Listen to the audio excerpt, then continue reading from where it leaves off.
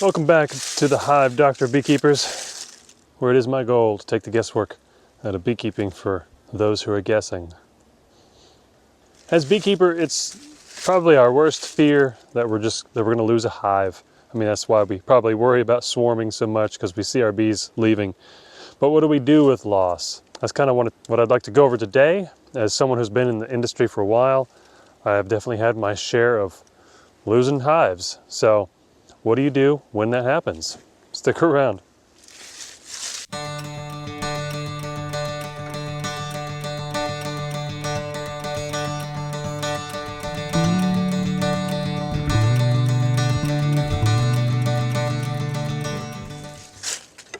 In beekeeping, there's pretty much two types of loss. One is partial, and the other one is 100% loss. In other words, you lose every single beehive you have. And if you've only got 2 colonies and you lose one, that's 50% loss right there. If you've only got 1 colony and you lose 1 colony, that's 100% loss.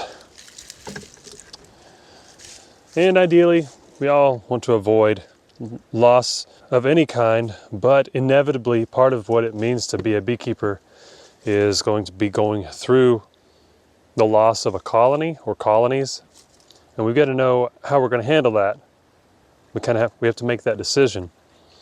There's one, you can still see the bees' butts are hanging in the comb there, both sides. Gives you an idea of what the cluster size was by the time this one finally gave up the ghost, so to speak. And this video isn't so much about assessing why a colony died. That can be an obvious thing or something that needs to be investigated. But in this video, I mostly just want to let you guys know that I'm not immune to loss, even though I've been in beekeeping for quite a while. And there are those who've been in beekeeping way longer than I have, and they still have loss. And it's really easy to take that personally. Kind of makes you feel like there's something wrong with your methods or something you did do or did not do. And when it all boils down to it, it doesn't matter whether it's something that we did or didn't do. It just matters that it happened. But you know, I will say there's an exception to that, of course.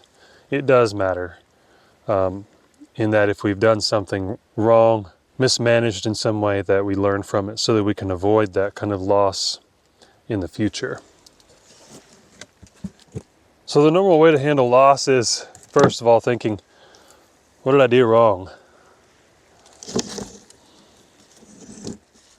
There's a nice small cluster.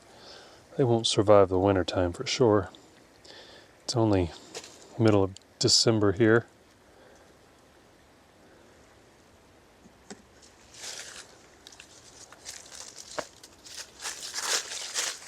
So throughout the year, it's kind of normal to lose hives. We almost kind of expect it.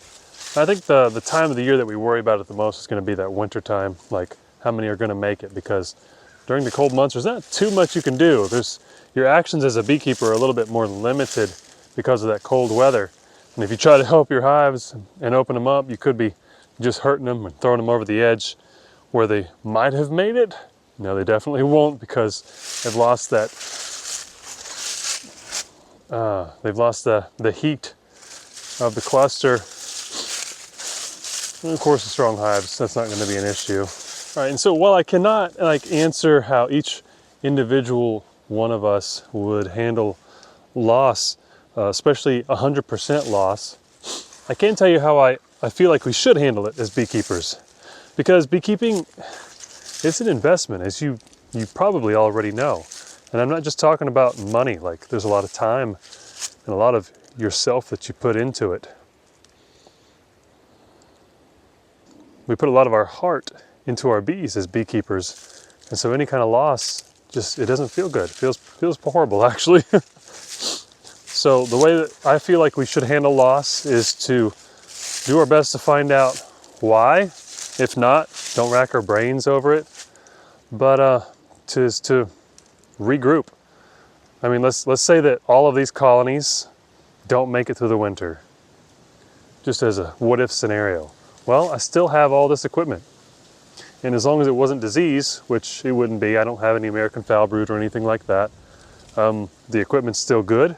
And in the spring, I can start over, whether it's through catching swarms, buying some 5-frame nukes and installing them into my own equipment. It's not the end of the world. Although it does feel like starting over sometimes, it's really not, because we always know more now than we did in the beginning. And you know what else? Sometimes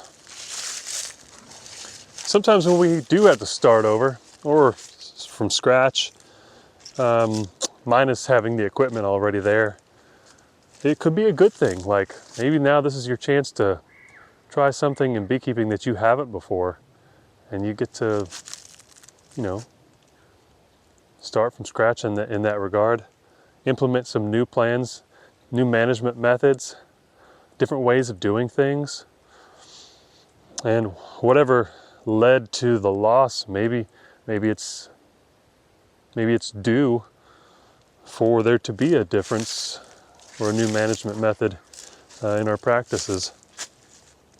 So whatever way you handle loss, it's going to be different than me, but I encourage you to not give up. I mean, go through your little slump where you feel like you're really messed up. That's okay, but plan on coming out of it, regrouping, and deciding what you're going to do next year. Something that'll be different, better, something that gets you excited, because when you have that spark of excitement, that's what keeps you going. It's that determination, that love that probably first set inside of you to make you want to start beekeeping in the first place. So don't give up. That is the moral of this story. And in 23 years, I got to say, I'm probably facing the biggest loss I have so far of my own bees, but I know how to avoid it in the future, and I know how to make more bees. So it's going to happen, and it's just a matter of time, and I get to try some new stuff in the meantime. Yeah, and in my case, that means I get to help teach others as well. So this winter, let's not focus on our losses. Let us focus on our survival rate. So instead of talking to people next year what their loss percentage was, ask them what their survival rate was. I think it's a lot more positive to focus on those that survived rather than the ones you lost. With that, I shall bid thee adieu. Tell your friends about the Hive Doctor. And winter well, my friends. Winter well.